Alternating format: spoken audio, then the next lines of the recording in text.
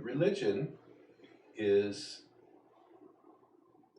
a formalized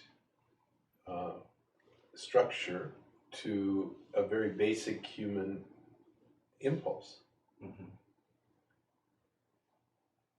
which is this seeking, which is this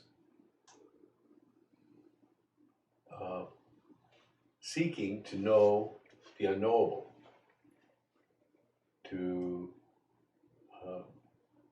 explore the mystery of life and the richness and fullness of life that is incomprehensible ultimately. So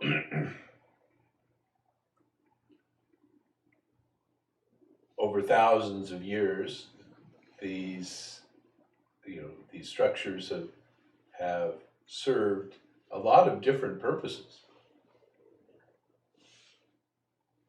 And I mean, they've served political purposes, they've served social purposes. There are ways to organize people, to harness people's energies. There's all kinds of ways in which that essential quality that the religion encapsulates has been, I mean, that original energy is what you're referring to. And whether we're gathered here in that energy, or we're gathered in a cathedral in Notre Dame with that energy, to celebrate that energy or to explore that energy. No difference. Or in walking in the forest or along the sea. There's all different ways in which we recognize and, quote, connect with that essential, that which is essential. Now, ultimately,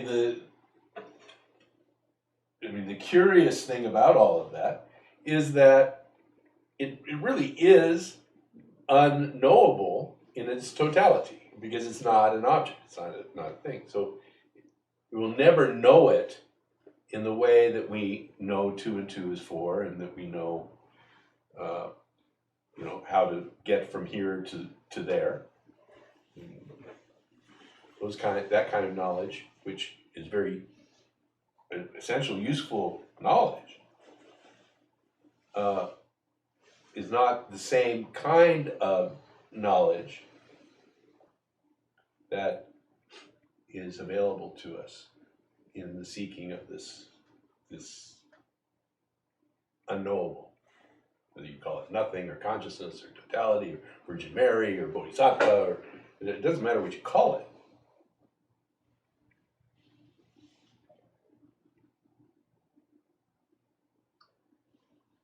But it is that openness to it, which is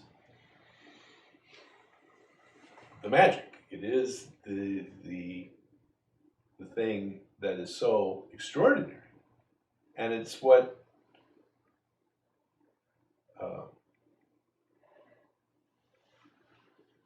I personally value very, very highly. And my life has for many years been revolved around that. And so I get to talk to people about it, I get to write about it, I get to be in places and situations in which that consciousness is present, fosters, and grows.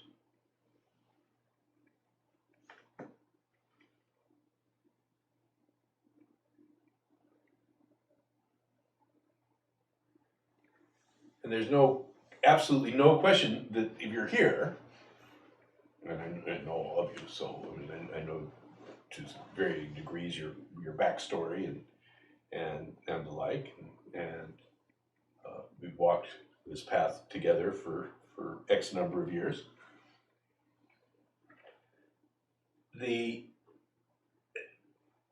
That which is at the bottom of this relationship is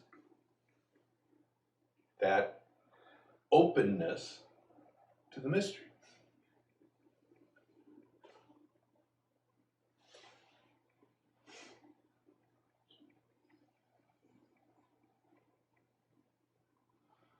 And I often talk about how rare it is, and it is rare in the quality that is here. But it is not at all rare in its root. I mean, in its root, it's omnipresent. It's everywhere. Yeah. This particular manifestation of it is rare. And those of us who are involved in it celebrate it to various degrees, and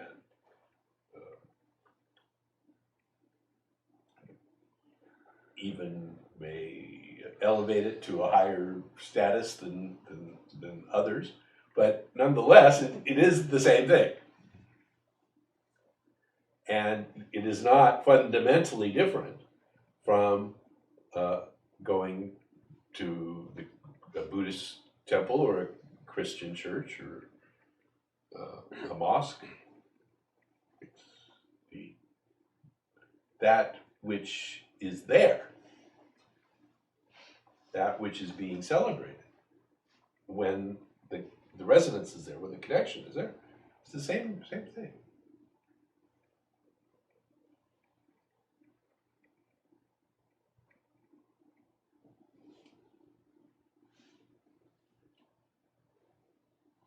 Now, in the West, a lot of that is being, that reverence, that approach to life has shifted to science, to that which can be quantified, even neuroscience. You know, we're quantifying consciousness. In order, and this is, you know, I mean, this is like a big thing. Because if we can quantify it, we can use it. We can have artificial intelligence. We can create, you know, things, beings, whatever that will do our quote, do our bidding, that will make us more powerful, that will enable us to extend our capacities, that will be able to heal various diseases and do all kinds of wonderful things and kill us more efficiently and do all the stuff that human beings do, and will empower human beings to do all of that better, or at least quantitatively more. And this is a very highly held social value, particularly in the West, and increasingly as the rest of the world becomes, quote, westernized, increasingly throughout the world, that value is being held to be more, to be higher.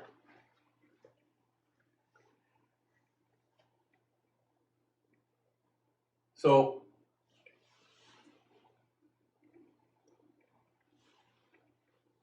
as a result, a lot of the churches and things are emptying out, and because people are more focused on more objective material kinds of things that are knowable or quantifiable, and that are provable and are held to be the gods. The gods of efficiency, the gods of productivity, the gods of that can be known.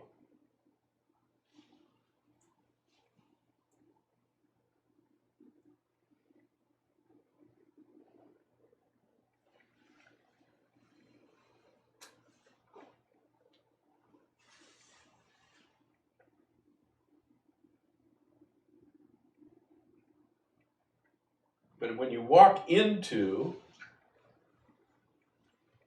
some of the great cathedrals, when you walk into a forest, when you walk along a solitary beach, there is a quality there that a part of you it connects with, resonates with. And it is a kind of truth that can't be quantified, and yet is absolute. It unlocks something in us. It's unmistakable. And in that space, what we have is space. What we have is context. A bigger and bigger context for things.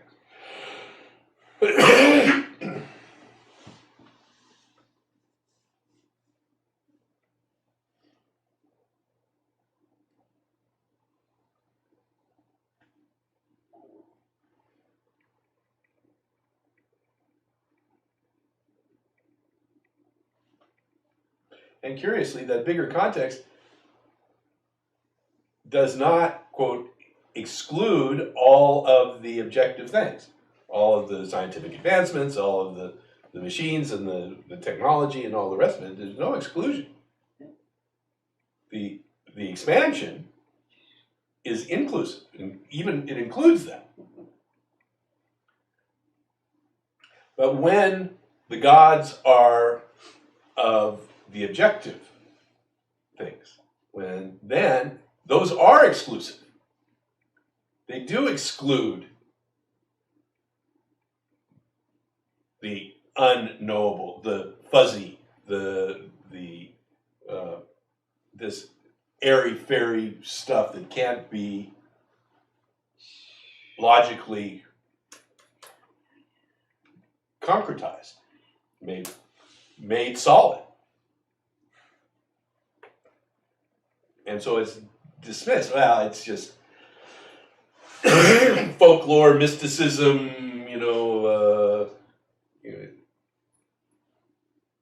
yeah, it may work sometimes, but we can't replicate it, we can't control it, we can't make it, bring it into our way of seeing things. So it's just kind of dismissed.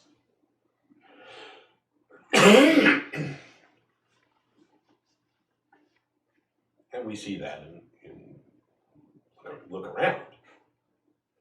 That is the world that we live in. I was talking recently with a woman who was a neuroscience, not a PhD. I think she was currently studying for a PhD, and we kind of got into this stuff, like, can science know consciousness?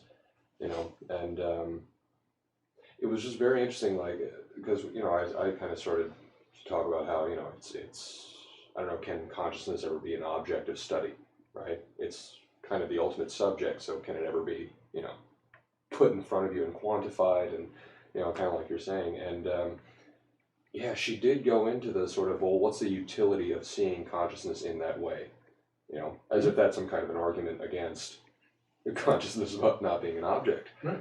I don't know, I saw that as a but yeah, I guess that's how a scientist is trained to see things, maybe. But well, that is the hierarchy of values. Yeah. So utility becomes the higher value than truth, it seems, which is quantity versus this ineffable quality.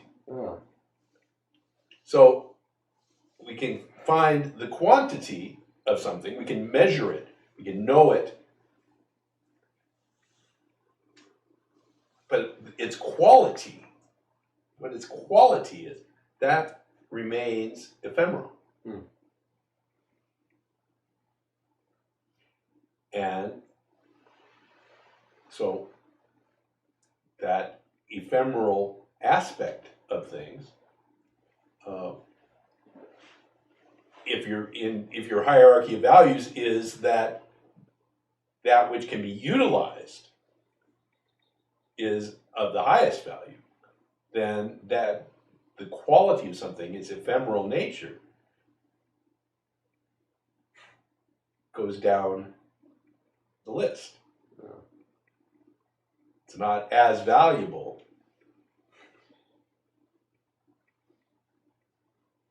as its quantity.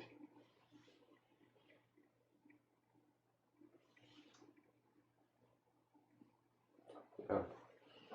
I mean, I don't know. I just feel like I guess I feel the need to sort of defend, how do you say, the utility of this perspective, right? That consciousness,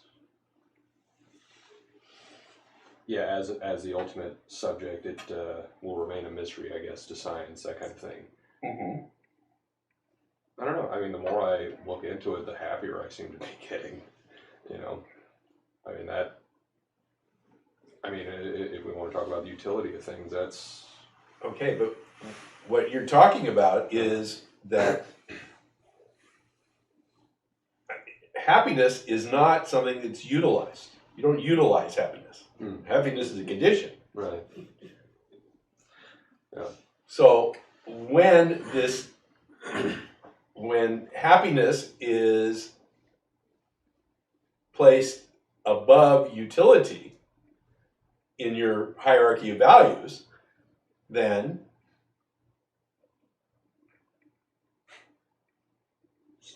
you're in a very different position, and that's really what we're talking about here.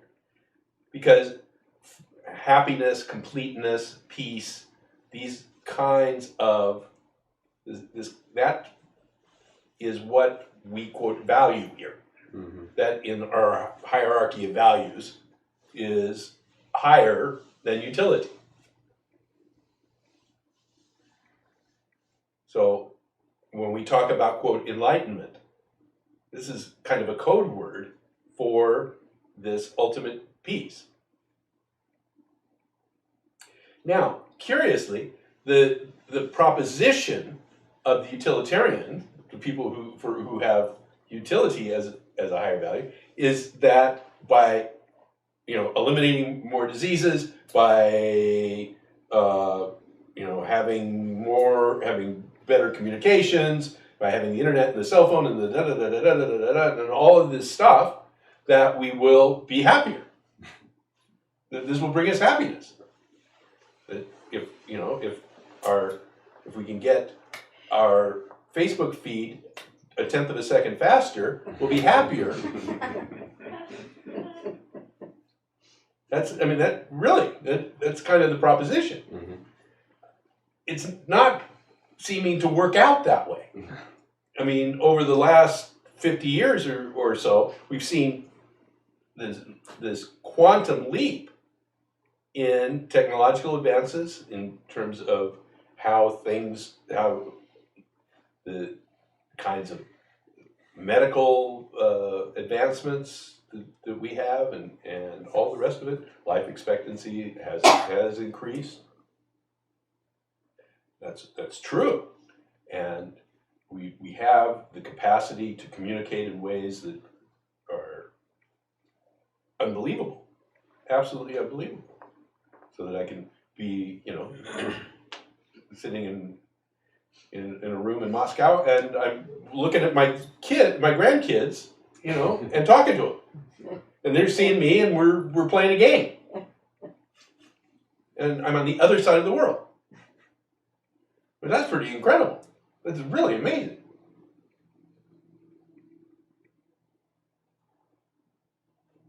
Now,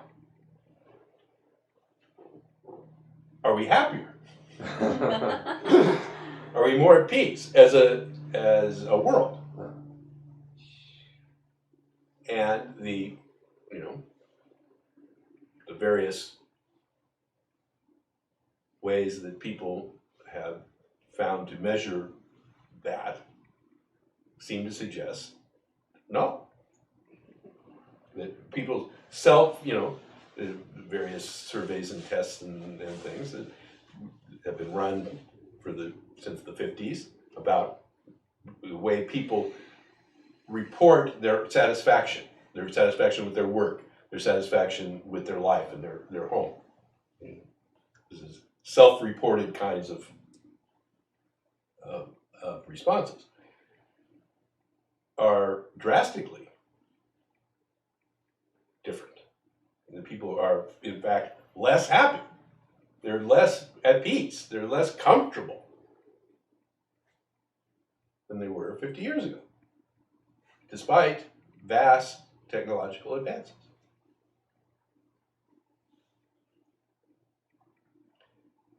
And the ones, it's interesting that the ones who seem to be the happiest are the ones who have their basic needs met, of course. I mean, that's the big determinant. If you're clothed and you're fed and you're housed and you're relatively safe, you're markedly happier than someone who doesn't have those things met. But once those are met, then what seems to be the determinant factor is one's relationships that are our connection one to the other. And that is what determines our peace, the fact that we're not isolated. And increasingly, technologically, even though we're in contact with each other, in a way, we're still like in our room communicating with, talking with people, posting our stuff,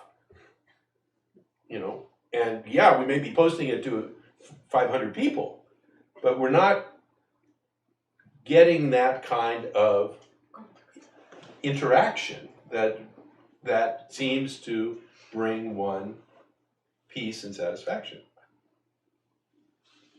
which is the touch and the smell and that human quality, that full range of human quality, which includes the fight you're having with the person and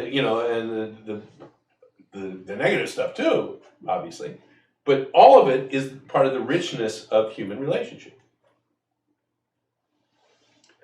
And it is apparently, that is what provides real happiness and satisfaction in life, is this sense of connection.